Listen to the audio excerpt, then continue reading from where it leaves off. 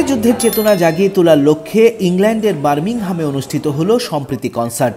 16 ফেব্রুয়ারি সাংস্কৃতিক সংগঠন পূর্বানাটের আয়োজনে এই কনসার্টে আগতরাও এক সুরে গেয়েছেন মুক্তিযুদ্ধের গান। 71-এর মুক্তিযুদ্ধের সময়ে লড়াই সংগ্রামের গান যা এক করেছিল, প্রেরণা জুগিয়েছিল গোটা বাঙালিকে, কনসার্টে আবারও বেজে উঠেছিল সেই চেনা সুর, যাতে সুর মিলিয়েছিলেন আগতরাও।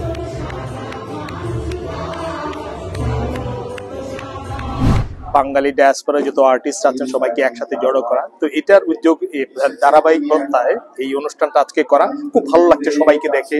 সব গুণী শিল্পীরা বার্মিংহামে এসেছেন, পূর্বানাটের আতিথেয়তার সাড়া দিয়ে, সেটা ভালো লাগছে। একটা অন্যরকম অনুভূতি। আমরা সবাই সম্প্রীতিশালী এবং সম্প্রীতির উত্তরীয় করে অসাম্প্রদায়িকতার গান, মানবতার গান গাইছি। আজকে আমরা এখানে শাহ আব্দুল করিম থেকে শুরু করে রবীন্দ্রনাথ, নজরুল সবার গান করেছি, আবৃত্তি করেছি, নেচেছি এবং আমরা পুরোভাবে বাংলা সংস্কৃতিকে, অসাম্প্রদায়িকতার যে বৃত্ত রয়েছে সেটাকে আপনাদের সঙ্গে ভাগ করে নিয়েছি। কনসার্টে আসা আগতদের অভিযোগ, মুক্তিযুদ্ধের মধ্য দিয়ে যে অসাম্প্রদায়িক বাংলাদেশ গড়ে উঠেছিল তা আজ ভালো নেই। সাম্প্রদায়িকতার বিষ বাষ্প বিষাক্ত করেছে বাংলাদেশকে। সংস্কৃতি কর্মী উর্মি মাঝারের পরিচালনায় এই আয়োজনে আগতরা বলছিলেন, মাতৃভূমির এই ক্রান্তি লগ্নে মুক্তিযুদ্ধকালীন সময়ের ইস্পাত দৃঢ় ঐক্য আজ বড়ই প্রয়োজন। আমরা এই সম্প্রীতির বার্তা পৌঁছে দিতে চাই ব্রিটেনের প্রতিটি ঘরে ঘরে, প্রতিটি শহরে।